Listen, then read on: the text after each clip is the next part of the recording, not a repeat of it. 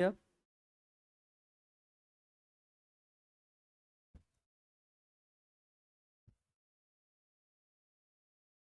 ध्यान दीजिए सभी। सेंट जॉर्ज का किला जो ईस्ट इंडिया कंपनी ने 1639 में बनवाया, ये कहाँ अवस्थित है? सेंट जॉर्ज का किला जो ईस्ट इंडिया कंपनी ने 1639 में बनवाया, ये कहाँ अवस्थित है? दिल्ली, कलकत्ता, चेन्नई, मुंबई? तो ये कहाँ पर बोल देंगे बताइए? यह अवस्थित है चेन्नई में। सेंट जॉर्ज का किला 1639 में बनाया गया। यह कहाँ बनाया गया? ब्रिटिश सरकार के द्वारा जो है, तो ये जो बनाए गए, यह चेन्नई में बनाया गया। फतेहपुर सिकरी आगरा में किसने बनवाया? यह अकबर ने बनाया है फतेहपुर सिकरी। निशांत बाग जम्मू कश्मीर में किसने बनवाया है? नूरजहां की, शाहजहां की, आसफ का की मिर्जा गियास बेग? तो यह नूरजहां का भाई है जिसका नाम है आसफ खां, जो कि मुमताज महल के पिताजी है, ठीक है ना, और शाहजहां के ससुर है। और अगर बात करते हैं, यह मिर्जा गियास बेग के बेटा है, क्योंकि मिर्जा गियास बेग के बेटा का नाम आसफ का, बेटी के नाम नूरजहां, ठीक है ना, और इसका ही दामाद है शाहजहां। तो निशांत बाग जम्मू कश्मीर में आसफ खान ने बनवाया। आगरा में इत्माद उद दौला का मकबरा का निर्माण किसने करवाया? आगरा में इत्माद उद दौला का मकबरा कहेंगे किसने बनवाया है? आसफ खां की, नूरजहां की, शाहजहां की, अस्मत बेगम? तो कह देंगे कौन? नूरजहां। नूरजहां के बाबूजी है नूरजहां, आसफ खां के बाबूजी मिर्जा गियास बेग। इकरे नाम दिया गया था जहांगीर के द्वारा इत्माद उद दौला के। इत्माद उद दौला इसी का नाम है। और जब वो मरा 1626 में, तो उसके लिए आगरा में मकबरा जो बनवाई, वह जो है आगरा में, उस मकबरा का नाम रखा है इत्माद उद दौला का मकबरा। और यह जो है कौन बनवाई? नूरजहां ने, उसकी बेटी ने। आगरा में आगरा कोर्ट का निर्माण जो है, आगरा फोर्ट का निर्माण जो है, किसने किया आगरा फोर्ट का? तो कहेंगे यह अकबर ने किया है। आगरा फोर्ट का निर्माण किसने किया है? अकबर ने किया है। अकबर किसमें? सी में, अकबर। अब आगे देखते हैं। आगरा फोर्ट पढ़ लिए, दिखाई दे रहा है सबके को ना? आगरा फोर्ट में जहांगीर का महल, ई है ना। आगरा फोर्ट में जहांगीर का महल किसने बनाया है? तो ये भी अकबर ने ही बनाया, अपने पुत्र जहांगीर के लिए जहांगीर का महल। आगरा में शीश महल, खास महल और दीवाने खास किस मुगल शासक ने बनवाया? अकबर की, शाहजहां की, जहांगीर की, औरंगजेब? तो कहेंगे यह शाहजहां ने बनवाया है। बड़ा इमामबाड़ा लखनऊ में किसने बनवाया? मोहम्मद अली शाह, शुजाउद्दौला, नवाब आसफउद्दौला की कुली कुतुब शाह? तो बड़ा इमामबाड़ा जो है नवाब आसफ उद दौला बनवाया है। सब कोई घर पर पढ़ रहे हैं कि नहीं पढ़ रहे हैं? जो विविध का होमवर्क डेली मिलता है, बड़ी VVI है, इसको रोज पढ़ना है। काम कौन सी है यहाँ? जो काम करने आए उसको करना है। बोटनिकल गार्डन कहाँ अवस्थित है? तो बोटनिकल गार्डन कहाँ अवस्थित है? यह पश्चिम बंगाल के शिवपुर में अवस्थित है। बीवी का मकबरा महाराष्ट्र में किसने बनवाया? तो बीवी की, किसकी पत्नी थी औरंगजेब के, उसी का मकबरा बनवाया औरंगजेब ने, बीवी का मकबरा महाराष्ट्र में। प्रिंस ऑफ वेल्स जो है जॉर्ज पंचम ने मुंबई में बनवाया। क्या बोले? हैदराबाद का चार मीनार किसने बनवाया है? तो यह कुली कुतुब शाह ने बनवाया है, चार मीनार हैदराबाद का। गेटवे ऑफ इंडिया किसने बनवाया है? तो यह गेटवे ऑफ इंडिया मुंबई में किसने बनाया है? तो जॉर्ज विठल क्लार्क ने। अभी ना पूछे हैं, गेटवे ऑफ इंडिया जो मुंबई का है वो किसने बनाया है? जॉर्ज विठल क्लार्क ने। नैनीताल का जिम कॉर्बेट पार्क किसने बनवाया? सर मेलकम हैले। अफगान चर्च कहाँ अवस्थित है?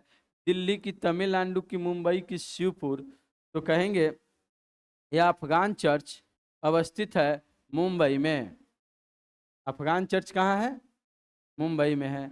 विवेकानंद रॉक मेमोरियल कहाँ पर अवस्थित है? तो ये तमिलनाडु में है, Vivekananda rock memorial.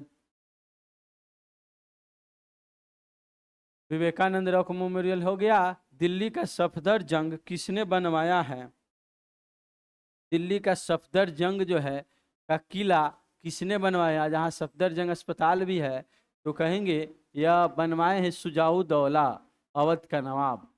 Sunset point कहाँ अवस्थित है? माउंट आबू, राजस्थान में। बेंगलुरु का लाल बाग किसने बनवाया है? बेंगलुरु का लाल बाग किसने बनवाया है? तो यह हैदर अली ने बनाया है। जंतर मंतर दिल्ली में किसने बनवाया है? जंतर मंतर, तो कहेंगे राजा सवाई जय सिंह ने बनवाया है। जितना जंतर मंतर है सब राजा सवाई जय सिंह बनाया है। पादरी का हवेली जो पटना में है, यह किसने बनाया है? फादर कापुचियन ने बनाया है पादरी की हवेली। कलकत्ता का विलियम फोर्ट किसने बनवाया? कलकत्ता का विलियम फोर्ट जो है यह रॉबर्ट क्लाइव ने, लॉर्ड क्लाइव ने बनवाया। कलकत्ता में बेलूर मठ का निर्माण किसने करवाया? कलकत्ता में बेलूर मठ का निर्माण किसने करवाया? तो कहेंगे यह स्वामी विवेकानंद ने कलकत्ता में बेलूर मठ का निर्माण करवाया। फ्लोरिडा की जलधारा किस महासागर की बहती, किस महासागर में बहती है? यानी फ्लोरिडा की जलधारा कहाँ की है? तो कहेंगे यह अटलांटिक महासागर की जलधारा है, फ्लोरिडा की जलधारा। समुद्र में भारी लचकीले एवं रासायनिक क्रिया के प्रतिरोधक खनिज भी मिलते हैं, इसे क्या कहते हैं? प्लेसर बोलेंगे इसको।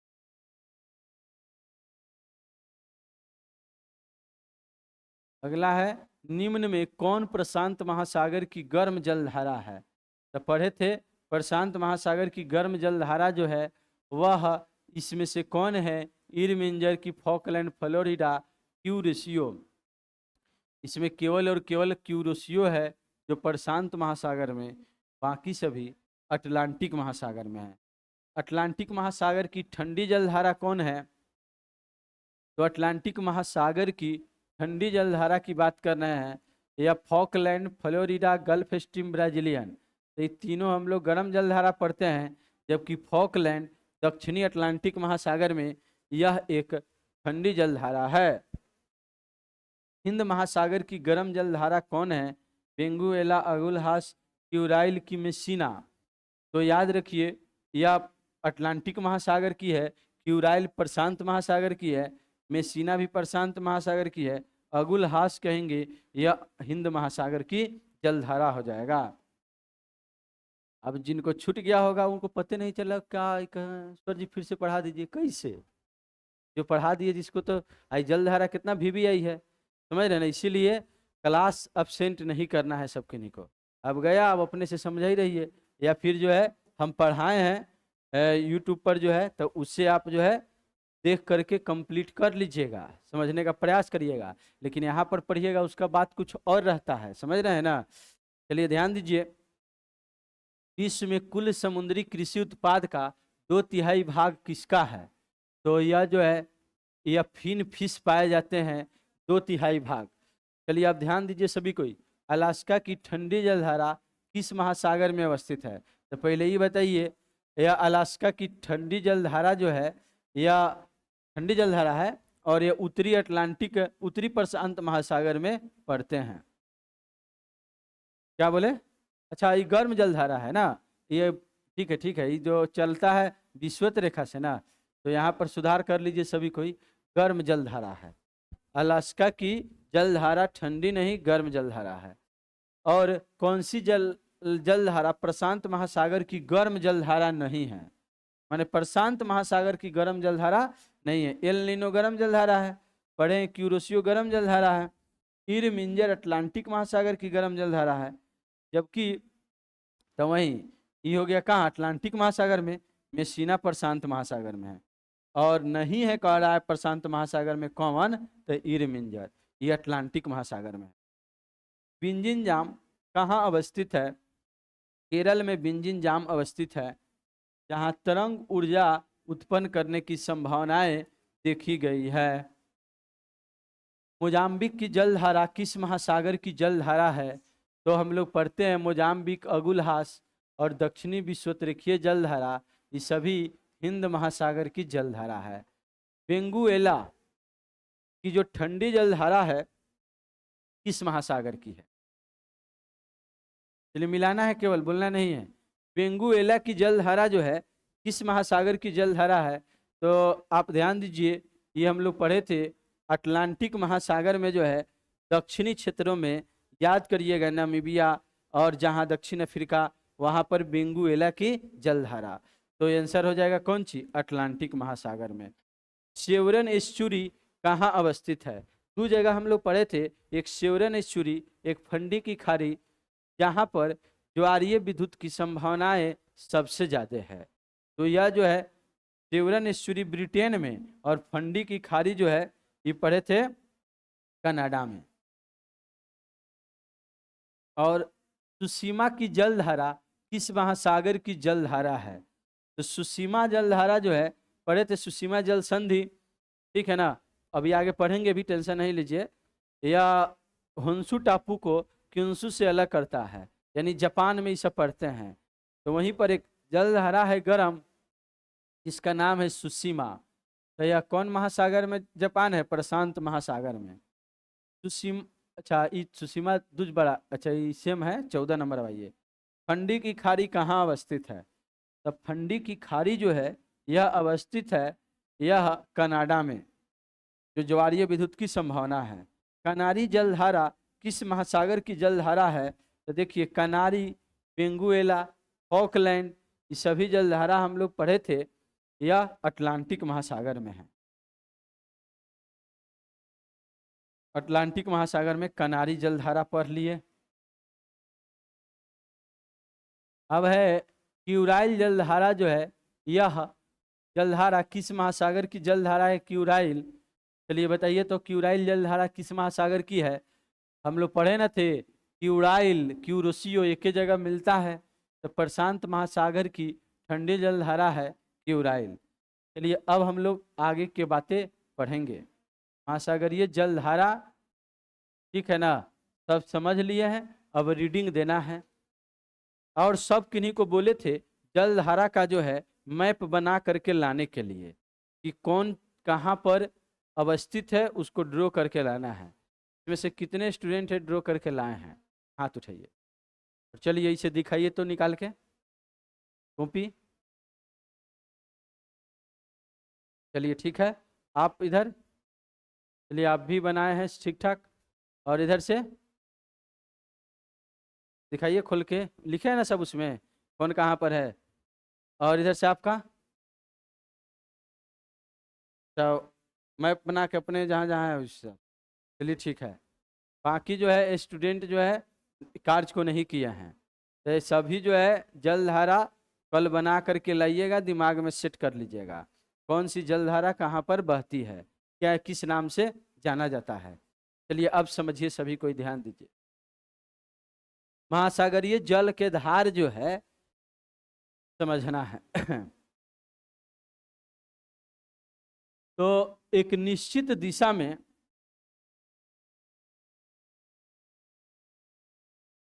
हम लोग पढ़ने जा रहे हैं महासागरीय जलधारा। एक निश्चित दिशा में बहुत अधिक दूरी तक महासागरीय जल की एक विशाल जल राशि के प्रवाह को महासागरीय जलधारा कहेंगे। काफी दूर तक एक ही दिशा में विशाल जल राशि बहते चलेगा, बहते चलेगा, बहते चलेगा। तो ऐसी विशाल जल राशि समुद्र में जो बह रही है एक फिक्स डायरेक्शन में, उसको हम लोग कह देते हैं महासागरीय जलधारा।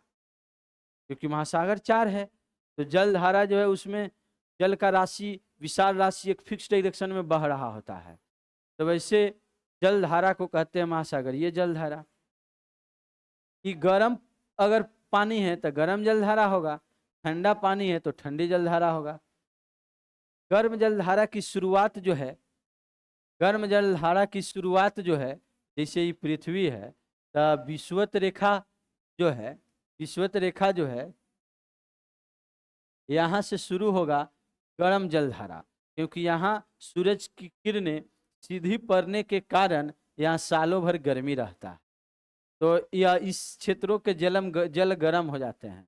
तो यहाँ से गर्म गर्म जल ऊपर की ओर बढ़ता है। ऊपर की ओर काहे बढ़ता है? काहे कि पृथ्वी घूम रही है तेजी से, बात समझ रहे हैं ना। इसके कारण यह डायरेक्शन में इस जल के धार ऊपर की ओर बहे लगता है और ऊपर से नीचे की ओर बहने लगता है दक्षिणी गोलार्ध में। और निम्न अक्षांशों से जब उष्ण कटिबंध से उच्च समशीतोष्ण और ध्रुवीय कटिबंधों की ओर बहती है, जब 0 डिग्री से जब धीरे धीरे ऊपर की ओर बहता है तो गर्म जल लेके ऊपर की ओर बढ़ता है, तो इसी जलधारा को गर्म जलधारा कहते हैं। ये प्रायः भूमध्य रेखा से ध्रुव की ओर होगा। गर्म जलधारा विषुवत रेखा से किधर होगा? ध्रुव की ओर, ऊपर की ओर। चाहे विषुवत रेखा से नीचे की ओर, तो नीचे भी ध्रुव है, ऊपर में भी ध्रुव है। इनके जल का तापमान मार्ग में जो है आने वाले जल के तापमान को बढ़ाते चलेगा। गर्म जल के धार लेके जा रहा है तो जिने जिने जाएगा उन्हें उन्हें के गर्म करते चलेगा। अतः ये धाराएं निम्न क्षेत्रों में चलती है, वहां का तापमान बढ़ा देती है। माने जिन क्षेत्रों में चलेगी उधर का तापमान गर्म जलधारा के कारण बढ़ जाएगा। उसके बगल में स्थलीय भाग होंगे तो उधर भी गर्मी लगने लगेगा। जल के धार के कारण स्थलीय भागों में लोगों को क्या लगने लगेंगे? गर्मी लगने लगेंगे, अगर गर्म जलधारा चलेगी तो। फिर हम लोग देखें ठंडी जलधारा, तो यह उच्च अक्षांश से निम्न अक्षांश की ओर बहेगी ठंडी जलधारा। क्यों? क्योंकि जो है पृथ्वी की घूर्णन गति है इसके कारण। और यह ध्रुव से जब इधर की जो है जल के धार महासागर की जब विषुवत रेखा की ओर गति करने लगती है ठंडा ठंडा पानी लेकर के, तो उसे हम लोग कहते हैं ठंडी जलधारा।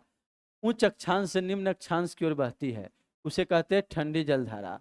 ये प्रायः ध्रुवों से आने वाली जल के तापमान को से कम होती है। जल का तापमान रास्ते में आने वाले जल के तापमान से क्या होगा? कम होगा, क्योंकि ऊपर में ठंडा जल है और बीच में गर्म जल है। तो यह ठंडा जल ऊपर से नीचे की ओर जब आएगा तो जिधर जिधर जाएगा उधर उधर उस मौसम को ठंडा करते चलेगा, जल को भी ठंडा करते चलेगा, यानी तापमान कम करते चलेगा। और यह उत्तरी गोलार्ध की जलधारा अपनी दाईं ओर और दक्षिणी गोलार्ध की जलधारा अपनी बाईं ओर प्रवाहित होती है। याद रखिएगा, जैसे यह जलधार आएगा ना तो उत्तरी गोलार्ध की जलधारा अपनी दाईं ओर, तो इस सीधे नहीं, दाईं ओर का मतलब जो है मुड़ करके, अगर इधर से कोई आ रहा है तो दायां इस डायरेक्शन में है, मतलब ऐसे बहने लगेगा इस रूप में। बात समझ रहे हैं ना। जो भी जलधारा बहेगा ऊपर में इस डायरेक्शन में, अब सीधे नहीं बहेगा, सीधे नीचे की ओर नहीं आ रहेगा, किधर? अपना जो है दायां तरफ बहेगा। और तो जो ऊपर से नीचे आएगा, ठीक है, ऊपर से नीचे जो भी आएगा वो किधर, चाहे वो गर्म हो चाहे ठंडा हो, ये समझ लीजिए। ठंडे वाला में नहीं, गर्म चाहे ठंडा हो, ऊपर में डायरेक्शन कैसा होगा? क्लॉकवाइज होगा। इस डायरेक्शन को क्या बोलते हैं? क्लॉकवाइज बोलते हैं। घड़ी की ऐसी नहीं चलती है, ठीक है ना। और दक्षिणी गोलार्ध में अपना बायां ओर मुड़ जाएगा, यानी सीधे नहीं चल के इधर ओर मुड़ जाएगा, समझ रहे हैं ना। तो इसको हम लोग क्या बोल देंगे बताइए? या एंटी क्लॉकवाइज में। बात समझ में आ रहा है ना। यानी इसका कारण क्या है? कोरियोलिस बल, पृथ्वी के घूर्णन गति के कारण एक बल कार्य करने लगता है जल पर, जिसे हम लोग कोरियोलिस बल कहते हैं। और इसके कारण इसकी गति ऊपर में क्लॉकवाइज में और दक्षिण में एंटी क्लॉकवाइज में हो जाता है। इतना बात क्लियर है ना। कहेगा ऐसा क्यों होता है, किस बल के कारण? तो कहेंगे किस बल के कारण? कोरियोलिस बल के कारण। महासागरीय जलधाराओं के संचरण के सामान्य व्यवस्था का एकमात्र प्रसिद्ध अपवाद हिंद महासागर के उत्तरी भाग में पाया जाता है, लेकिन इस जलधारा का जो गति है हिंद महासागर में वैसा नहीं होता है। प्रशांत महासागर में होगा, अटलांटिक महासागर में होगा, लेकिन हिंद महासागर में थोड़ा अपवाद में आ जाता है। इसमें उत्तरी भाग में, इस भाग में धाराओं के प्रवाह की दिशा मानसून पवन पर निर्भर करती है। हम लोग जानते हैं ना, भारत के पश्चिम में अरब सागर और पूरब में जो क्या है, बंगाल की खाड़ी है। तो जो प्रायद्वीपीय भारत के, तो उस डायरेक्शन में हवा की दिशा, जल की जो धार की दिशा कोरियोलिस बल पर निर्भर नहीं करता है, क्योंकि इधर एक मानसून पवन चलती है, उसके कारण जो इसका डायरेक्शन चेंज होते रहता है। तो यह जो है कोरियोलिस बल का प्रभाव हिंद महासागर के उत्तरी भाग में खाली नहीं पड़ता है, वहीं उत्तरी भाग है ये बहुत कम है, ठीक है ना। दक्षिणी भाग में जो है इसका प्रभाव कोरियोलिस बल का पड़ता है हिंद महासागर में। केवल उत्तरी भाग में कोरियोलिस बल का प्रभाव प्रभावित न करके वहां पर मानसून बल प्रभावित करता है। इतना बात क्लियर है ना सबकी को। और इस भाग में धाराओं की प्रवाह की दिशा मानसून पर निर्भर करती है। गर्म जलधारा ठंडे सागर की ओर और ठंडी जलधारा गर्म सागर की ओर बहने लगती है, के कारण जो है वहां पर जो है यह गर्म जलधारा ठंडा जल सागर की ओर और ठंडा जलधारा गर्म सागर की ओर यह बहने लगता है। यह जो है कोरियोलिस बल को प्रभावित यह नहीं करेगा। अब ध्यान दीजिए, प्रशांत महासागर की जलधारा हम लोग पढ़े हैं कि कौन कौन जलधारा है। चलिए अब ध्यान दीजिए, तो पढ़े हैं प्रशांत महासागर की जलधारा क्यूराइल जलधारा। चलिए हम इतना ही में बना लेते हैं 20वां, ठीक है ना। और ध्यान दीजिए, क्योंकि इधर भी देखना है इधर भी देखना है। और ये जो है मान ली उत्तरी अमेरिका, और ये जो है दक्षिणी अमेरिका, और यहाँ पर जो है यह फिरका हो गया, ठीक है। और यहाँ पर जो है पूरा यूरोप हो गया, और ये पूरा जो है एशिया, इधर ऑस्ट्रेलिया, ठीक है। अब इसको एक एक कर करके हम लोग सब इतने में समझ लेंगे कौन कौन जलधारा कहाँ है। तो ये क्यूराइल जलधारा जो है, क्यूराइल जलधारा जो है हम लोग को जानना है।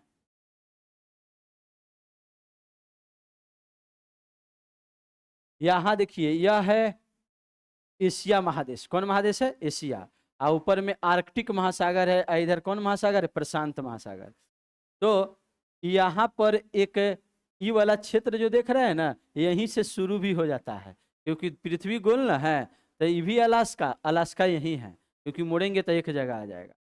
तो यहाँ पर एक जलधारा बहती है, इस जलधारा को कह देते हैं, एक बार समझ लीजिए, फिर से बता दे रहे हैं, कल बहुत कोई नहीं आए थे। इस जलधारा को कहते हैं क्यूराइल जलधारा। कौन जलधारा बोलते हैं? बोलिए तो क्यूराइल।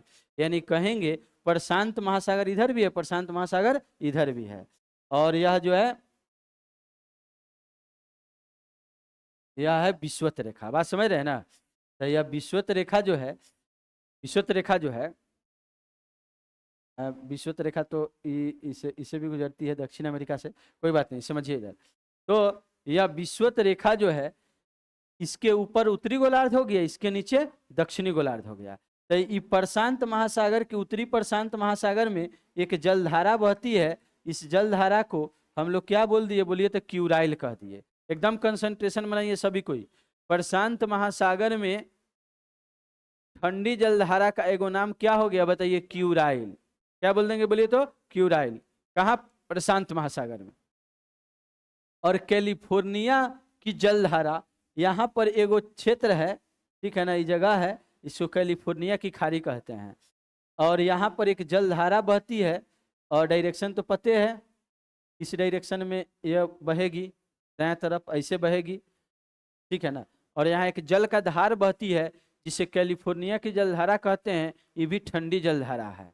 तो क्लियर है बातें? क्यूराइल जलधारा, और ये अगर बात करें ये जलधारा की क्यूराइल, और यहाँ पर कौन सी? कैलिफोर्निया। ये दोनों कैसी जलधारा हो गया? ठंडी जलधारा। और हम्बोल्ट, देखिए यह दक्षिण अमेरिका महादेश है, और यहाँ पर इस देश का नाम पेरू है। कौन देश है? बोलिए तो पेरू। और यहाँ पर एक जलधारा जो नीचे अंटार्कटिका महादेश है, अंटार्कटिका, तो यहाँ से ठंडा ठंडा जल धीरे धीरे ऊपर बढ़ करके, ठीक है ना, इस डायरेक्शन में ये पहुंच जाता है। या जब पेरू के तट पर, तो यहाँ की जलधारा को हम लोग कह देते हैं हमबोल्ट जलधारा। कौन जलधारा बोलिए तो हमबोल्ट। तो 3 गो एकदम अभी तुरंत याद करिए। अगर बात करें यह क्यूराइल जलधारा, California Humboldt, Kuril California Humboldt, बोलिए Kuril California Humboldt, Kuril California Humboldt, Kuril California Humboldt. ये कैसी जलधारा है? ठंडी जलधारा है। और कौन महासागर की? प्रशांत महासागर। और एक जलधारा जो सब महासागर में होगा, अंटार्कटिका से जो चलती है, नीचे में अंटार्कटिका महादेश है, तो इधर से जो जलधारा चलती है इसको हम लोग कहते हैं अंटार्कटिका की जलधारा। तो 4 गो जलधारा हिंद महासागर की ठंडी जलधारा आप बोल सकते हैं। कौन कौन? एक क्यूराइल, एक जो है कैलिफोर्निया, एक हमबोल्ट और एक अंटार्कटिका की जलधारा। क्लियर है? गर्म जलधारा हम लोग प्रशांत महासागर की पढ़ते हैं। समझ में आ रहा है कि नहीं सब किन्हीं को? बहुत बड़का बात थोड़े ही, महासागर है, पानी बह रहा है, ओके नाम याद करे के है, बहुत टफ है क्या? चलिए ध्यान दीजिए। अगर हम लोग कहें अब गर्म जलधारा जो है वो कौन कौन है, तो गर्म जलधारा देखिए विषुवत रेखा कहीं पर भी जैसे है ना विषुवत रेखा, तो विषुवत रेखा के जो ऐसे जल के धार बहेगी ऊपर में एकदम सटले सटले विषुवत रेखा से, तो उसे उत्तरी विषुवत रेखीय जलधारा कहेंगे। क्या बोलेंगे बोलिए तो? उत्तरी विषुवत रेखीय जलधारा, जो सटले सटले विषुवत रेखा के बहेगा। और दक्षिण में बहेगा सटले सटले, तो इसे कहेंगे दक्षिणी विषुवत रेखीय जलधारा। ऊपर में डायरेक्शन यही ना होगा क्लॉकवाइज, और दक्षिण में कौन सी? Anti clockwise. क्लियर है ना? ऊपर की जल की धार जो भी होगा, गर्म चाहे ठंडा, वो कैसा होगा? क्लॉकवाइज में होगा। और दक्षिण के तरफ जो गोलार्ध में जल के धार होगा वो किधर कैसे होगा? वह एंटी क्लॉकवाइज होगा। तो यह जो है विषुवत रेखा से सटले सटले अगर जल के धार बह रहा है दक्षिण में, तो उसे हम लोग कहेंगे दक्षिणी विषुवत रेखीय जलधारा। और जैसे ही आगे बह रहा है उत्तरी चाहे दक्षिणी, कौन स्थल मार्ग आ गया तो उसे टकराएगा ना, तो टकराएगा इतना तेजी से कि फिर वही डायरेक्शन में लौट जाएगा। तो वैसी जलधारा को विपरीत विषुवत रेखीय जलधारा कहेंगे। ये सब कैसा जलधारा होगा? गर्म जलधारा होगा, क्योंकि विषुवत रेखा के पास जो है उत्पन्न हुई है। तो क्या बोलेंगे बताइए तो? यह गर्म जलधारा 3 गो सब महासागर में याद कर लीजिए, अटलांटिक महासागर में, प्रशांत महासागर में, और जो है हिंद महासागर में, सब में कहेंगे ये 3 गो गर्म जलधारा। जब भी कहेगा तो कहिएगा गर्म जलधारा, चाहे उत्तरी विषुवत रेखीय जलधारा कहे तब, चाहे दक्षिणी विषुवत रेखीय जलधारा कहे तब, चाहे विपरीत विषुवत रेखीय जलधारा कहे तब। ठीक है? तो 3 गो तो ऐसा ही याद हो गया प्रशांत महासागर की जलधारा। एक उत्तरी विषुवत रेखीय, दक्षिणी विषुवत रेखीय, और एक विपरीत विषुवत रेखीय। और नाम कई गो याद करे के है इसमें? याद करे के 9 गो। कई गो नाम है? 9 गो ना है? 9 जलधारा है ना? तो 9 जलधारा में 3 गो याद किए, अभी 6 गो याद करे के है। तो देखिए 6 को, और देखिए जैसे बता रहे सेम टू सेम ऐसे ही ड्रॉ करके आइएगा, इसे याद भी रहेगा। आप देखिए यहाँ पर यह है प्रशांत महासागर इधर, तो यहाँ से एक जलधारा शुरू होती है विषुवत रेखा से, उत्तरी विषुवत रेखीय जलधारा कह देंगे। यहाँ जैसे थोड़ा ऊपर बढ़ेगा ना तो इसे उत्तरी प्रशांत जल प्रवाह कह देते हैं। यही यहाँ पर देश है जिसका नाम है फिनलैंड। कौन देश है? फिनलैंड।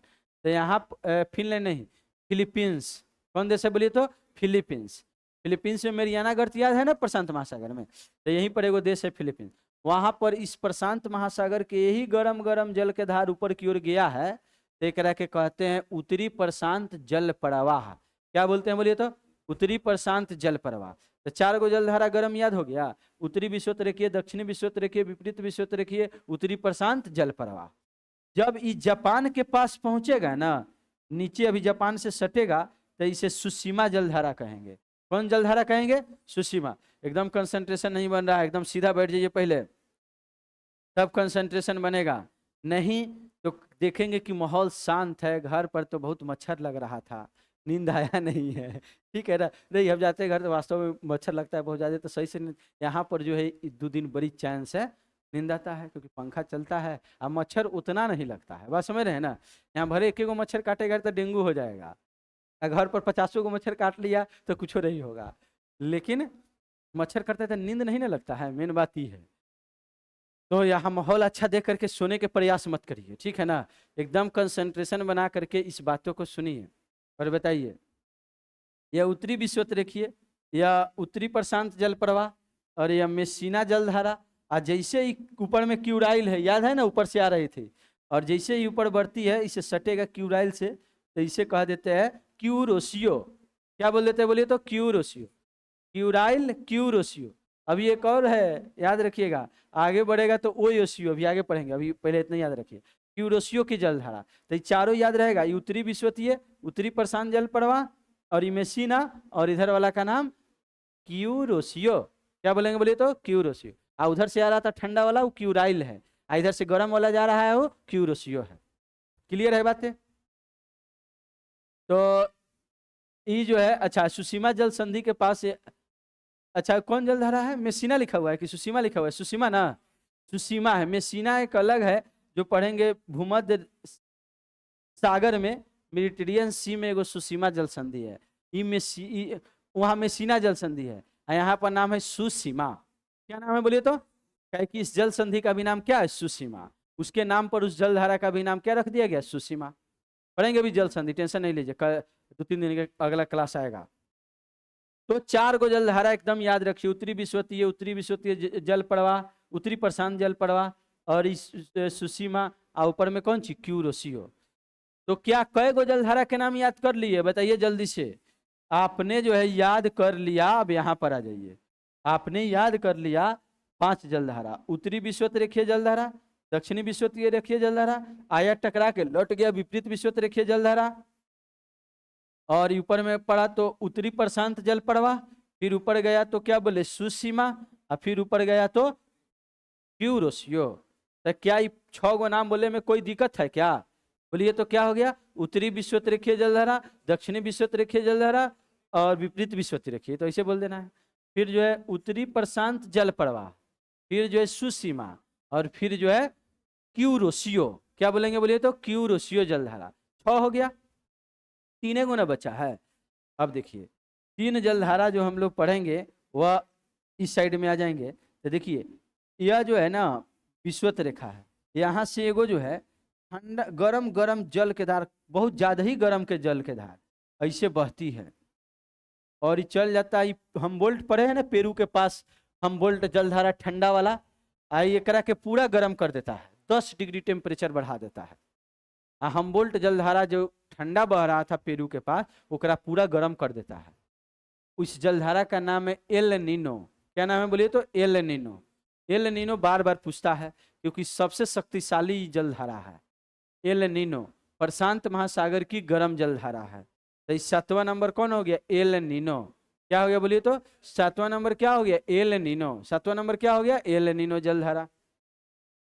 और यहीं पर यह विषुवत रेखा से जब ऊपर की ओर जलधारा, इसको तो उत्तरी विषुवत रेखीय कहेंगे, यहाँ पर भी उत्तरी विषुवत रेखीय ही, आज जैसे बहते बहते बहते बहते अलास्का प्रदेश है, यह गर्म जलधारा यहाँ तक पहुंच जाता है ऊपर में, तो इस गर्म जलधारा को कहते अलास्का की जलधारा। कौन जलधारा कह दिए? तो प्रशांत महासागर में है, तो अलास्का की जलधारा कैसी जलधारा हो गया? गर्म जलधारा। तो एगो एल नीनो हो गया इधर, एगो कौन हो गया? अलास्का हो गया। एल नीनो और कौन हो गया? अलास्का हो गया। तो कई गो जलधारा पढ़ लिए? यह जो 8 जलधारा, एक और जलधारा ना है, देखिए कौन जलधारा छूटा हुआ है? कौन? ओएसयो। अच्छा, पूर्वी ऑस्ट्रेलिया जलधारा। तो ध्यान दीजिए, यहाँ पर जैसे हम लोग पढ़े हैं ना कि दक्षिणी विषुवत रेखीय, विपरीत विषुवत रेखीय, और यहाँ पर यह ऑस्ट्रेलिया महादेश है ना, यहाँ पर ऑस्ट्रेलिया महादेश।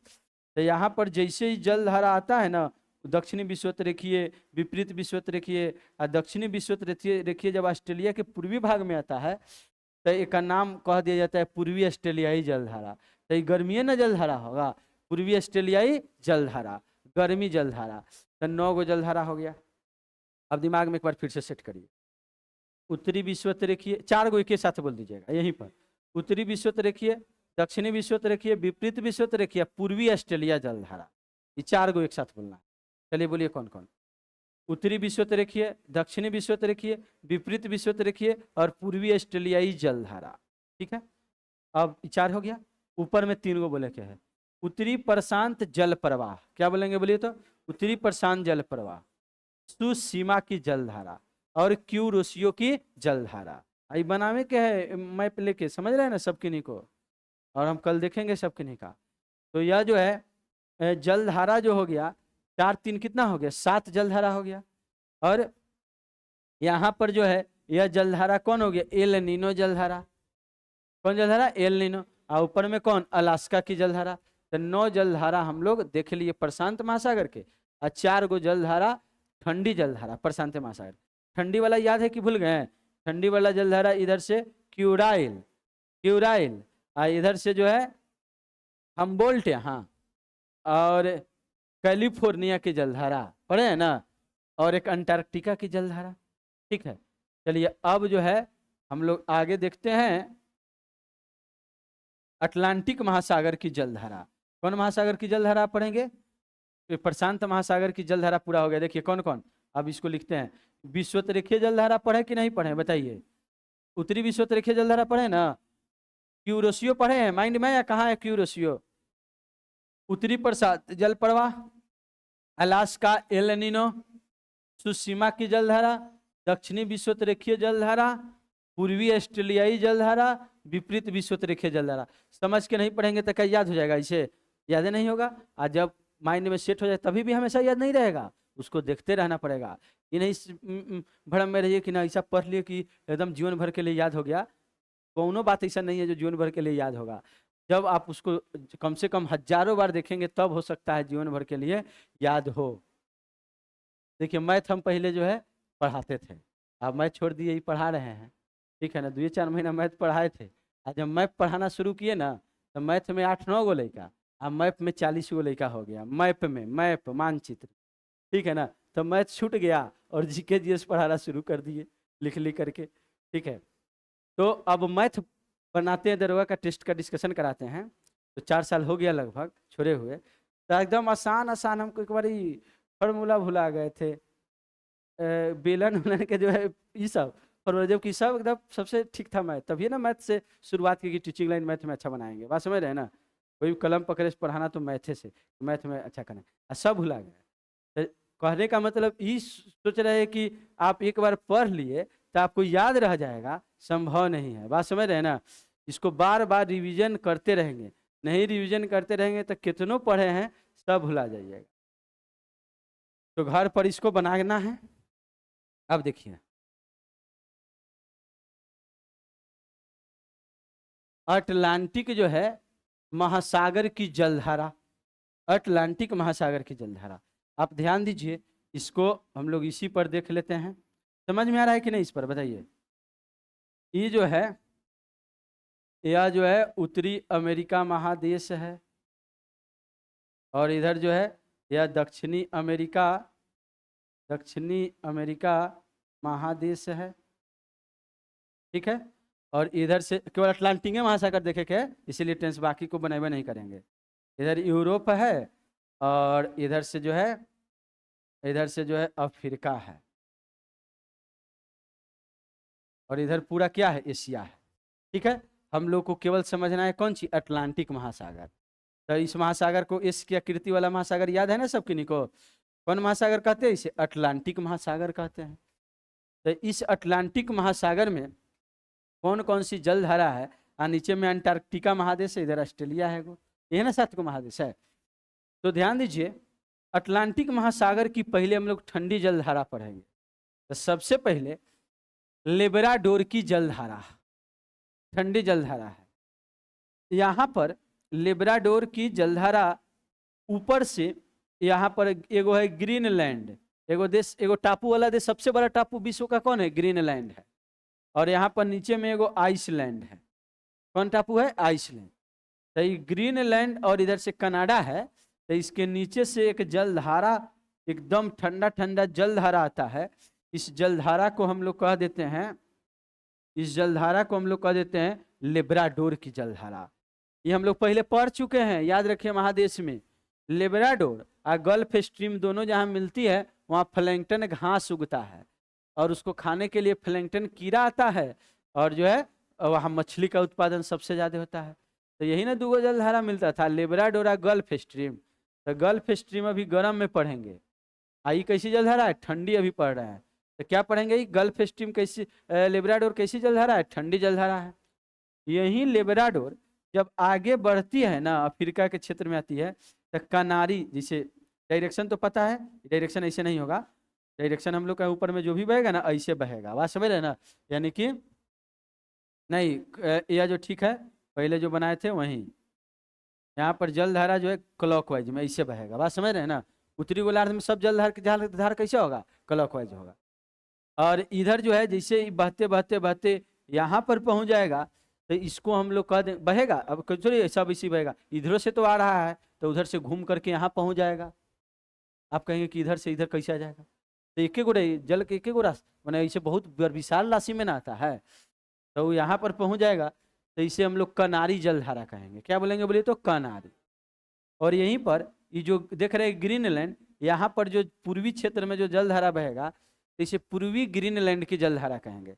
तो 3 गो बस याद करना है उत्तरी अटलांटिक महासागर में, अब बहुत टफ है नहीं, लेब्राडोर, पूर्वी ग्रीनलैंड और कनारी। बोलिए तो कौन कौन, लेब्राडोर, पूर्वी ग्रीनलैंड, कनारी, लेब्राडोर, पूर्वी ग्रीनलैंड, कनारी। इतना बात क्लियर है, ध्यान दीजिए। इसमें इधर से अंटार्कटिका महादेश है, तो ठंडा ठंडा जल ऊपर की ओर जाएगा, तो इसको अंटार्कटिका की जलधारा कहेंगे। इस सब में एगो होगा अंटार्कटिका की जलधारा। लेकिन यहीं पर एगो टापू है, इसका नाम है फॉकलैंड द्वीप। क्या नाम है, बोलिए तो फॉकलैंड। जब यही जल के धार नीचे से यहाँ तक पहुँचता है, तो इसको कहते हैं फॉकलैंड की जलधारा। क्या बोलते हैं, बोलिए तो फॉकलैंड की जलधारा। क्या बोलेंगे इसको, फॉकलैंड की जलधारा। ये कैसी जलधारा होगी, ठंडी जलधारा होगी। और यही जब यह अफ्रीका में पहुंचेगी, तो यहाँ पर इसे बेंगुएला की जलधारा कहेंगे। क्या बोलेंगे, बोलिए तो बेंगुएला की जलधारा। तो बस हो गया खत्म, 6 गो जलधारा। लेब्राडोर, पूर्वी ग्रीनलैंड, कनारी, Antarctica, Falkland, Benguela. Antarctica, Falkland, Benguela, Antarctica, Falkland, Benguela. बोलिए तो कौन कौन, Antarctica, Falkland, Benguela, Antarctica, Falkland, Benguela. इधर लेब्राडोर, पूर्वी ग्रीनलैंड, कनारी, लेब्राडोर, पूर्वी ग्रीनलैंड, कनारी। चलिए बताइए ये कौन हो गया, बोलिए तो लेब्राडोर, पूर्वी ग्रीनलैंड और कनारी। और इधर से अंटार्कटिका की जलधारा, फॉकलैंड की जलधारा और बेंगुएला की जलधारा। तो यह जो है कुल 6 जलधारा जो है अटलांटिक महासागर में, बस याद रखना है। अब हम लोग को याद रखना है गर्म जलधारा। क्या पढ़ेंगे, बोलिए तो गर्म जलधारा। तो गर्म जलधारा जो है ना, 3 गो तो ऐसे ये याद रहेगा, उत्तरी विश्वतरेखीय जलधारा, दक्षिणी विश्वतरेखीय जलधारा, और एक जो है विपरीत विश्वतरेखीय जलधारा। एक यही ब्राजील के पास पहुंचेगा, यहाँ ब्राजील है, तब ब्राजीलियन की जलधारा। और ये विपरीत वाला, 4 गो याद हो गया यहाँ पर। अब 3 गो बचल है, 4 गो तो कॉमन हो गया, ठीक है ना। 3 गो बचल है, कितना आसान है। तीसरा हम लोग को याद करना जो है, तो यही जब ऊपर बढ़ेगी ना, तो यहाँ पर एगो टापू है, यहाँ पर एगो टापू है या अमेरिका के, इसका नाम है फ्लोरिडा। तो फ्लोरिडा के पास जब ये जलधारा ऊपर की ओर बहती है, तो इसको हम लोग कह देते हैं, जब ऊपर बढ़ेगी तो इसे फ्लोरिडा की जलधारा कह देंगे। क्या बोल देंगे, बोलिए तो फ्लोरिडा की जलधारा। तो ये फ्लोरिडा की जलधारा हो गया 5वां नंबर। यहीं आगे बढ़ती है तो गल्फ स्ट्रीम कहते हैं, जहाँ दोनों मिलता है, लेब्राडोर गल्फ स्ट्रीम। तो यहाँ घास उगता है, न्यूफाउंडलैंड द्वीप को मत्स्य केंद्र कहते हैं, याद है ना सब किन्हीं को। तो यह जो है इसका नाम हो जाता है गल्फ स्ट्रीम। तो एक फ्लोरिडा हो गया, एक गल्फ स्ट्रीम हो गया। यहीं जब आगे बढ़ेगा यूरोप अफ्रीका तक, तो इसे इरमिंजर कहेंगे। क्या बोलेंगे, बोलिए तो इरमिंजर। बस खत्म, 7 गो जलधारा। बताइए तो यही ना 3 गो याद करे के जरूरत पड़ा, एक फ्लोरिडा, गल्फ स्ट्रीम, इरमिंजर। बोलिए तो कौन कौन, फ्लोरिडा, गल्फ स्ट्रीम, इरमिंजर। बाकी उत्तरी विश्वतरेखीय, दक्षिणी विश्वतरेखीय, विपरीत विश्वतरेखीय और ब्राजीलियन जलधारा। ऐसे उधर ऑस्ट्रेलियन था तो ब्राजीलियन। तो ये गर्म जलधारा हो गया। तो ये अटलांटिक महासागर भी खत्म हो गया, यानी 7, 6, 13 और उधर से 9, 4, 13, 13, 13, 26 जलधारा देख लिए। अब जो है हिंद महासागर की 4 जलधारा पढ़ लेंगे, 30 जलधारा खत्म हो जाएगा।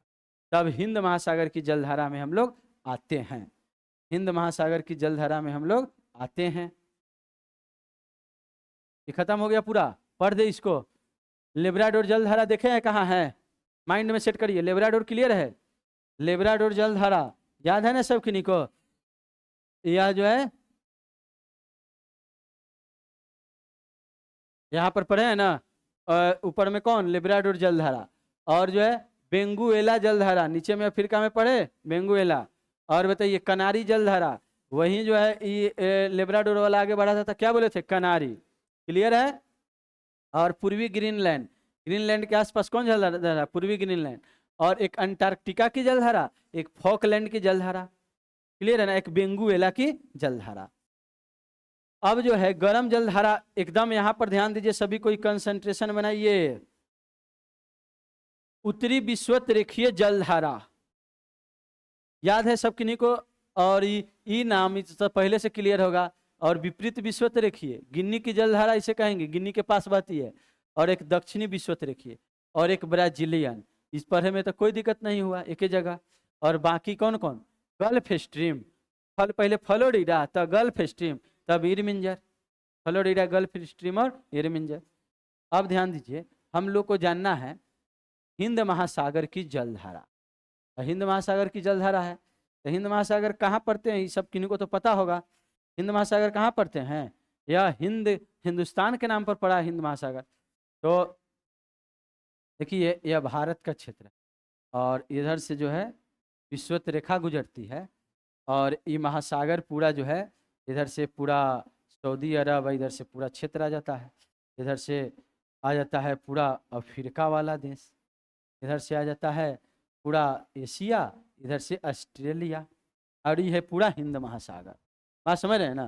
तो हिंद महासागर में जो जलधारा बहती है, उत्तर में बहुत कम है, दक्षिण में बहुत ज़्यादा है। तो उत्तर में कोई जलधारा प्रभावित नहीं होता है, क्योंकि पढ़े ना कोरियोलिस बोले यहाँ पर दिखता नहीं है, यहाँ पर मानसून पौने चलती है, तो इधर कोनो जल का धार नहीं है, एको गो नहीं। दक्षिणी विषुवतीय रेखीय खाली पढ़ना है, तो एगो दक्षिण विषुवत रेखीय पढ़िए लिए है। दक्षिणी विषुवत रेखीय होता है ना, विषुवत रेखा के पास जलधारा, और जब ये आगे बढ़ेगा ना, तो यहाँ एगो देश मिलेगा, मोजाम्बिक देश।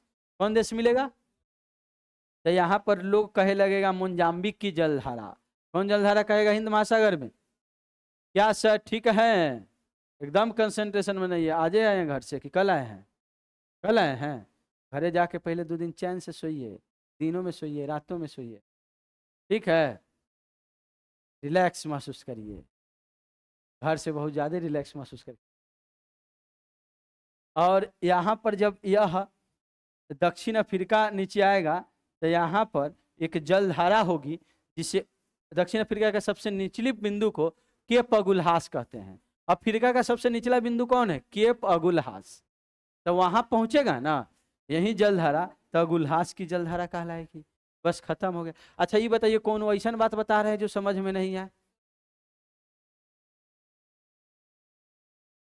कौन, इरमिंजर और फ्लोरिडा, फ्लोरिडा और इरमिंजर। तो फ्लोरिडा, फ्लोरिडा, इरमिंजर। फ्लोरिडा हम लोग, अच्छा जो फ्लोरिडा पढ़े थे, उत्तरी अमेरिका में जो है तो जलधारा जो ऊपर की ओर जा रही थी, तो उसे फ्लोरिडा कह दिए। तो बतावे ना कि कई बार, यानी कि उत्तरी अमेरिका में एगो प्रायद्वीप है फ्लोरिडा, और वहाँ पर जो जलधारा विषुवत रेखा से ऊपर की ओर जाती है, तो उसे कहते हैं फ्लोरिडा की जलधारा। हमको लग रहा है कि आप रिविजन कर रहे थे, दिमाग से निकल गया, तो फिर पूछ दिया, समझ रहे हैं ना। तो वैसे नहीं समझ रहे हैं, नहीं तो फिर बता रहे हैं दूसरा कोई ना, फिर अपना फिर वीडियो देख करके कुछ समझ लीजिएगा। तो हम बता दिए हैं 2-3 बार अच्छा से, फ्लोरिडा की जलधारा, ठीक है ना। और इरमिंजर की जलधारा पड़े जब आगे बढ़ती है यूरोप के पास, वहीं जलधारा आगे बढ़ती, तो पहले तो गल्फ स्ट्रीम कह देते, फ्लोरिडा के बाद गल्फ स्ट्रीम, तब कह देते हैं इरमिंजर। अब पहले यहाँ पर समझिए, क्योंकि मेन कंसेप्ट यहाँ ना चल रहा है। तो ये जलधारा हो गया कौन चीज, दक्षिण विषुवत रेखीय जलधारा। और इधर आ गया तो इसको हम लोग क्या बोल दिए, मोजाम्बिक। और आगे बढ़ गया तो इसे क्या बोल दिए, अगुलहास की जलधारा। और एक और जो है, ये वो ठंडी जलधारा बस पढ़े के है। इधर अंटार्कटिका महादेश है नीचे में, तो ऊपर से जल के धार जाता है और ऑस्ट्रेलिया के ऊपरी भाग तक आ जाता है। तो ये ऑस्ट्रेलिया का पश्चिम भाग होगा, तो यहाँ ठंडा ठंडा जल होगा, क्योंकि नीचे से आया है। तो इसे कहेंगे हम लोग पश्चिमी ऑस्ट्रेलियाई जलधारा। तो ये गो ठंडी और 3 गो गर्मी। तो एगो ठंडी जलधारा पश्चिमी ऑस्ट्रेलियाई जलधारा। वहीं पूर्वी ऑस्ट्रेलियाई कहता था गर्म कहते, और कहाँ के कहते, प्रशांत महासागर। और यहाँ पर हो गया दक्षिणी विश्वतरीय गर्म, और इधर से मोजाम्बिक, इधर से केपगुल्हास। तो यही दिया है पश्चिमी ऑस्ट्रेलियाई जलधारा ठंडी, और दक्षिणी विश्वतरीय जलधारा ये हो गया, और मोजाम्बिक की जलधारा ये हो गया, और अगुल्हास की जलधारा ये हो गया गर्म जलधारा। तो 30 जलधारा जो है हम लोग इसको दोबारा कंठस्थ कर लिए, कल भी इतना बात हम बताए थे। अब पढ़ना है हम लोग को सारगैसो सागर। सारगैसो सागर क्या है?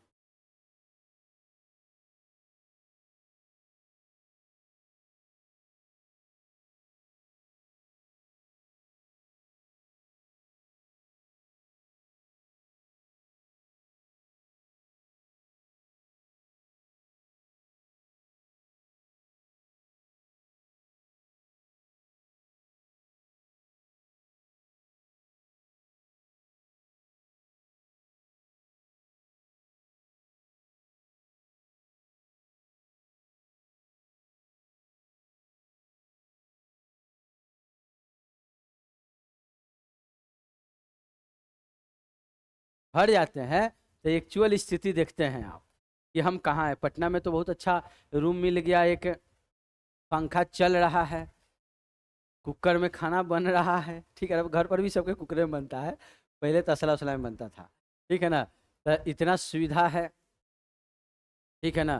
घर पर उतनी सुविधा सबको नहीं है, और आप वहीं के हैं, यहाँ कुछ दिन के लिए आए हैं, एक तप करने के लिए, एक तपस्या करने के लिए, कुछ हासिल करने के लिए। तप करके कैसे वरदान मिलता था शंकर जी का, तो ठीक उसी प्रकार से यहाँ तप करेंगे तो वरदान नौकरी का मिलेगा। तो वरदान मिलता था तो आदमी खुश रहता था, उसी प्रकार से आप खुश हो जाएंगे। तो इसलिए जो है यहाँ पर रिलैक्स नहीं रहना है, मेहनत करना है, तप करने आए हैं। चलिए बताइए सभी कोई, सारगैसो सागर की बात करते हैं। तो यह जो है सारगैसो सागर कहाँ की सागर है? यह अटलांटिक महासागर में, यहां ध्यान दीजिएगा, यह जो है बीच में अटलांटिक महासागर में, ये ऊपर में यहाँ एगो सारगैसो सागर है, इतना एरिया में फैला हुआ। अटलांटिक महासागर में कौन सागर है बोलिए तो सारगैसो सागर, ऊपर में उत्तरी अटलांटिक महासागर में। और ये कितना से कितना तक है? तो ये 0 डिग्री है, तो 20 डिग्री उत्तरी अक्षांश से लेके और 40 डिग्री, कितना से कितना बोलिए तो 20 डिग्री उत्तरी से 40 डिग्री उत्तरी अक्षांश। क्योंकि यहाँ से ऊपर बढ़ेंगे तो 90 डिग्री तक जाएंगे, तो 20 डिग्री से कितना कह देंगे 40 डिग्री। और इतने थोड़े, फिर इधर से भी तो देशांतर भी बांटना ना पड़ेगा, 20 डिग्री से 40 डिग्री तो ये पूरा हो गया। तो सब सारगैसो सागर थोड़ा ही है, अब इसको बांटेंगे इतना में। तो ये देशांतर रेखा है 35 डिग्री पश्चिमी, इधर ग्रीनलैंड है तो इधर वाला को क्या कहते हैं पश्चिमी, इधर पूरब। तो 35 डिग्री पश्चिमी से लेके 75 डिग्री, माने 35 से इधर के वाला कितना 75, ये 35 हो गया, ये कितना हो गया 75। इतना एरिया में घिरा हुआ एक सागर है जिसका नाम क्या है सारगैसो सागर। क्लियर है कहाँ है सारगैसो सागर?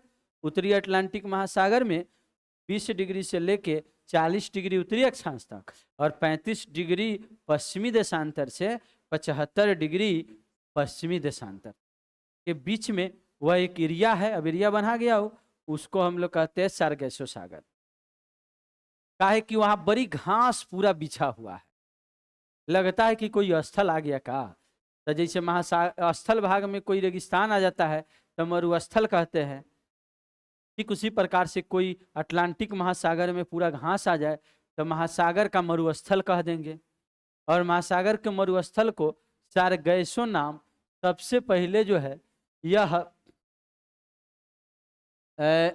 यह इतना कक्षांश में है, और यहाँ बहने वाली जलधारा मध्य शांत और स्थिर जल है। यहाँ थोड़ा भी इस एरिया में जल के गति नहीं रहता है, पूरा शांत रहता है, इसे सारगैसो सागर कहते हैं। गल्फ स्ट्रीम कनारी उत्तरी विश्वतरेखीय धाराओं के चक्र के बीच शांत जल है, जबकि जानते हैं अगल बगल में बड़ी तेज जल के धार चल रहा है, अब बीच में शांत है। इधर पढ़े न थे, इधर से लेब्राडोर जलधारा आती थी, इधर से इधर से जाता था गल्फ स्ट्रीम, याद है सब किन्हीं को? गल्फ स्ट्रीम, इधर से कौन सी कनारी, इसके बीच में जो है यह जो है एक सागर है जिसका नाम क्या है? सारगैसो सागर। अगल बगल में बड़ी तेज जल के धार है, बीच में एकदम शांत है, ठीक है ना। और इसके तट में मोटी समुद्र घास है। पुर्तगाली भाषा में इस घास को सारगैसम बोला जाता है। पुर्तगाली भाषा में घास को क्या बोलते हैं? सारगैसम। इसलिए इसका नाम सारगैसो सागर रखा गया। लेकिन अगर बात करें, इसका नाम सारगैसो सागर रखा गया, और सारगैसो जड़ विहीन घास है, उसमें जड़ और नहीं रहता है। जड़ घास में जड़ रहता है ना, लेकिन उस सारगैसो सागर में जड़ और नहीं, पूरा वो उतने है है, उसका जड़ पत्ता फुनगी सब एक गो है हरा रूप में, तो इसलिए कहेंगे जड़ विहीन है। इसका क्षेत्रफल कम नहीं है, 11,000 किलोमीटर है, यानी यह 110 करिएगा तो कितना कितना है? 10 दाइन 100, 11 11 121, यानी 10.5 किलोमीटर, 10.5 नहीं, इसको कहिए 105 किलोमीटर लंबा, 105 किलोमीटर चौड़ा, क्योंकि 10.5 करते लगभग, और फिर 0 कर देंगे तो 105 आना जाएगा। 105 किलोमीटर लंबा, 105 किलोमीटर चौड़ा, बात समझ रहे हैं ना। इतना एरिया में जो है फैला हुआ जो है इस सारगैसो सागर है। दिमाग में घूम रहा है बातें कि नहीं? बताइए कई किलोमीटर लंबा और कई किलोमीटर चौड़ा? तो 105 किलोमीटर लंबा, 105 किलोमीटर चौड़ा एरिया से घिरा हुआ घास का मैदान है, जिसे कहते हैं सारगैसो सागर। और यहाँ इस सागर की, कोई सागर की दो चीज हम लोग जानते हैं कि तापमान कितना है। सागर का 2 गुण पढ़े ना थे, एक तापमान है, एगो लवणता, ये बताना जरूरी होता है। तो तापमान वहां रहता है 26 डिग्री, और लवणता यानी नमक की मात्रा जो है 37%, यानी 1 किलो पानी निकालेंगे तो 37 ग्राम जो है उसमें नमक मिले। तो नमकीन पानी है, क्योंकि 35 से ऊपर रहता है तो उसे समुद्र की औसत लवणता 35% है, लेकिन इसको 1000 में निकालते हैं। क्लियर है ना सबके निको? तो सारगैसो सागर कहाँ जान गए? घास के नाम पर नाम पड़ा। टेम्परेचर 26 डिग्री सी, लवणता 37 डिग्री, 37%।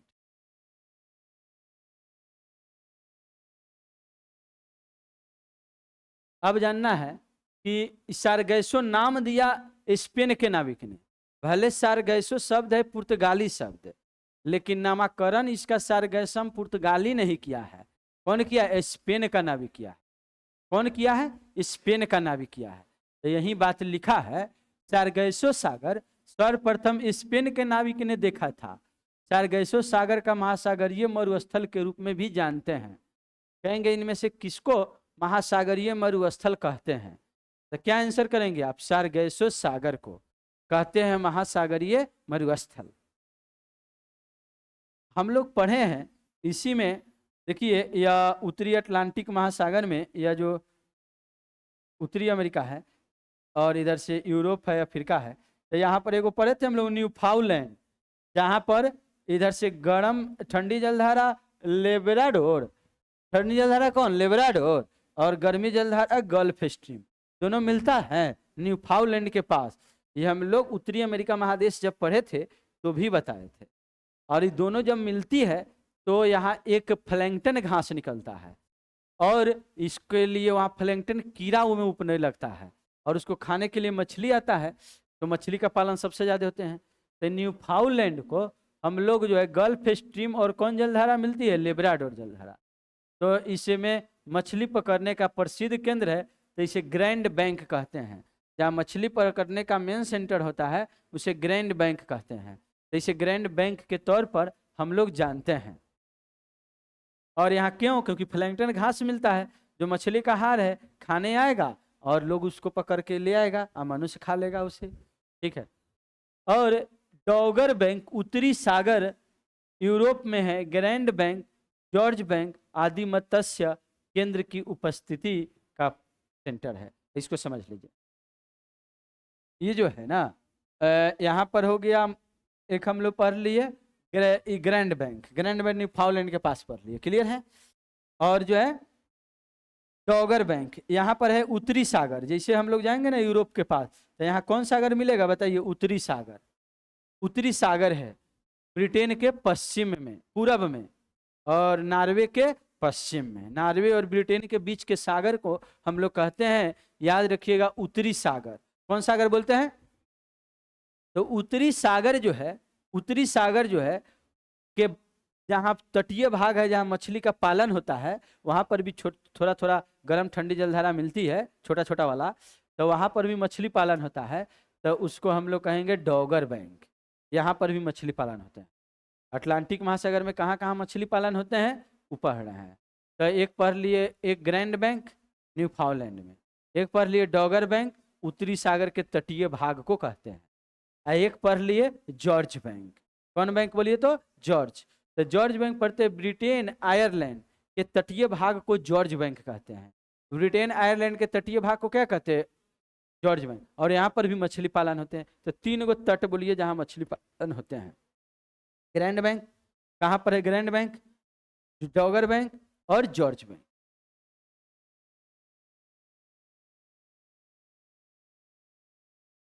देखिए एक और लास्ट बात हम लोग को समझना है। हम लोग पढ़े न थे कि यहाँ पर यूरोप महादेश है, और इधर से पूरा जो है यूरोप महादेश है, और इधर से पूरा जो है ये अफ्रीका महादेश है, और इधर से पूरा एशिया महादेश है, और यहीं पर जो है पूरा सागर है, प्रशांत महासागर इधर। तो आप ध्यान दीजिए, बस समझिएगा थोड़ा। यह ऑस्ट्रेलिया है, और इधर से अलास्का प्रदेश हम लोग पढ़े थे। तो इसी के बीच में एक जलधारा ऊपर से आई थी बेरिंग सागर में, जिसे क्यूराइल बोले थे। माइंड में सब किन्हीं को आया बात है क्यूराइल जलधारा कहाँ पर? तो ये जो क्यूराइल जलधारा है, और इधर से जो एक जलधारा गई थी उत्तरी विश्वतीय, उत्तरी प्रशांत जल प्रवाह, सुसीमा, और फिर हम लोग इधर पढ़े थे कौन सी? क्यूरोसियो। याद है ना सब किन्हीं को? तो क्यूराइल और क्यूरोसियो यहाँ पर है। क्यूरोसियो की गर्म धारा और ओयोसियो की ठंडी धारा। देखिए ठीक है कि इधर हम लोग पढ़े थे उत्तरी विश्वतीय, उत्तरी प्रशांत जल प्रवाह, सुसीमा और क्यूरोसियो। याद है सब किन्हीं को? और ऊपर में क्यूराइल। तो देखिए ऊपरी भाग में इसे हम लोग कहते हैं क्यूराइल, और जापान के पास आता है तो इसे कह देते हैं क्यूरोसियो। क्या बोल देते हैं? क्यूरोसियो। तो 2 गो ठंडी जलधारा हो गया। तो एक और प्रशांत महासागर में जो 4 गो जलधारा पड़े थे, तो एक और जोड़ लीजिए, क्यूराइल और ओकरे नीचे वाला जलधारा को क्यूरोसियो, क्यूराइल, और इसको बोल देते हैं कौन सी? ओयोसियो। क्यूरोसियो नहीं, क्या बोलेंगे इसको? ओयोसियो। क्यूरोसियो की गर्म जल, क्यूरोसियो तो गर्म था, और क्यूराइल क्या था? ठंडी था।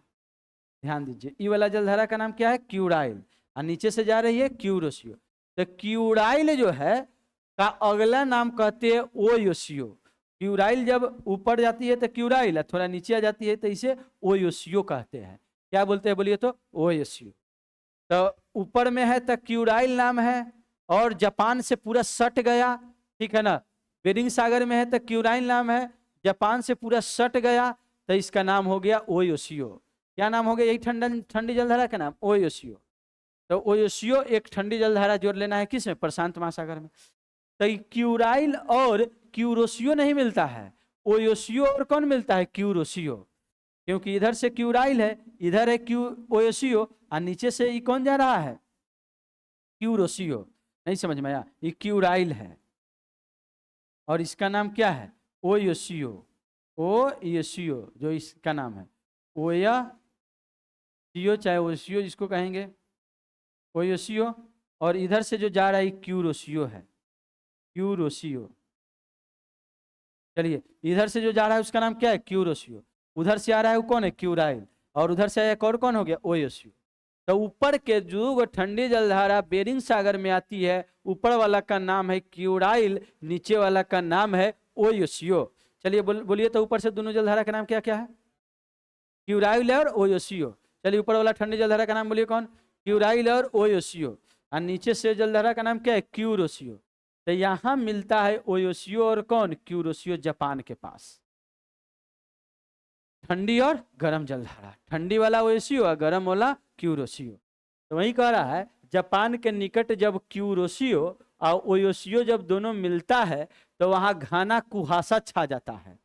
ऊपर के एरिया में पूरा घना कुहासा छा जाता है, क्योंकि गर्म ठंडा को ऊपर जो है नमी युक्त कण ऊपर चल जाते हैं, वहाँ की आर्द्रता बढ़ जाती है। तो आर्द्रता बढ़ जाएगी तो कोई भी नमी युक्त कण लिक्विड फॉर्म में आने लगेगा, ठीक है ना। तो वहाँ एक कुहासा छा जाएगा। कहाँ कहाँ कहेंगे? ओयोशियो और क्यूरोशियो जलधारा दोनों जहाँ मिलती है जापान में, वहाँ पर घने कुहासा छाए रहते हैं। महासागरों में पश्चिम के भाग में विषुवत के समीप उत्तर तथा दक्षिण विषुवत धाराओं के अभिसरण के कारण इतनी अधिक मात्रा में जल राशि एकत्रित हो जाती है कि पश्चिम से पूरब की ओर समान ढाल बन जाता है। फलस्वरूप प्रति विषुवत जलधारा बहने लगती है। प्रति विषुवत जलधारा, विपरीत विषुवत जलधारा पढ़े ना थे? देखिए, एक ढाल बन जाता है पश्चिम से पूरब की ओर। देखिए, इधर वाला पूरब कहते हैं, इधर कहते हैं पश्चिम। कौनो महासागर है, चाहे अटलांटिक महासागर है, चाहे प्रशांत महासागर है, चाहे हिंद महासागर है। इसमें जब उत्तरी विषुवत जलधारा इसे बहती है, दक्षिणी विषुवत जलधारा जब नीचे में इसे आती है, तो ये दोनों जलधारा विषुवत रेखा से इधर आने के कारण गर्म जलधारा, ठीक है ना। और एकाएक कोई स्थलीय भाग आ जाएगा तो यहाँ पर ढलान ऊपर स्थल आएगा, मतलब ऊंचाई है, सिंपल। तो एकाएक इधर से जो है ऊंचा हो जाने के कारण जब इसे टकराता है तो एकाएक ये ऊंचा वाला एरिया, ये नीचे वाला एरिया, तो एक ढलाव इधर की ओर एक जलधारा बहने लगता है, ठीक है ना। किधर से किधर की ओर? पश्चिम से पूरब की ओर। इसी को विपरीत विषुवत जलधारा या प्रति विषुवत जलधारा कहते हैं। ये क्यों बहता है पढ़ तो लिए पहले, क्यों होता है इसका कारण ये है, ये बताया गया। पेरू के पास एक जलधारा बहती है जिसका नाम क्या है? हम्बोल्ट जलधारा।